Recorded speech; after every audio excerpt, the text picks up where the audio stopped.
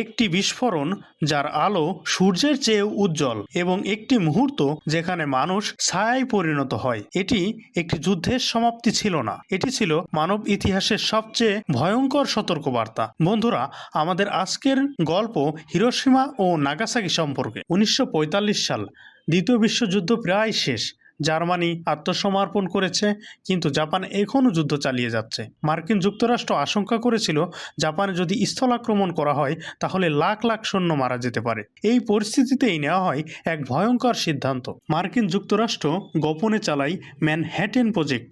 এর ফল মানব ইতিহাসে প্রথম পারমাণবিক বোমা, লিটল বয় এবং ফ্যাটম্যান। এই অস্ত্রের ক্ষমতা সম্পর্কে তখনও কেউ পুরোপুরি জানত না। পরিকল্পনা অনুযায়ী 6 আগস্ট সকাল 8:15 একটি মার্কিন বিমান হিরোশিমার আকাশে বোমা ফেলে।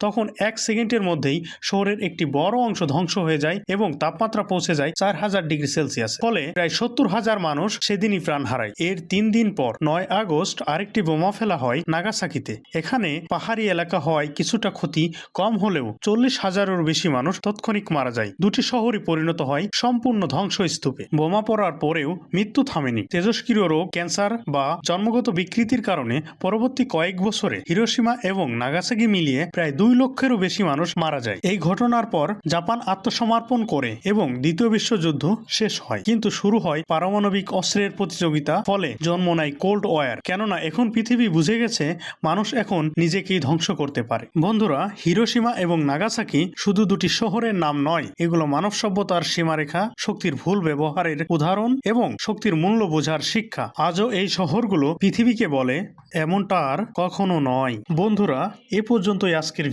ভিডিওটি ভালো লাগলে লাইক দিন, শেয়ার করুন, আর এরকম আরও তথ্যবহুল ইতিহাস জানতে আমাদের চ্যানেলটি সাবস্ক্রাইব করুন। ধন্যবাদ।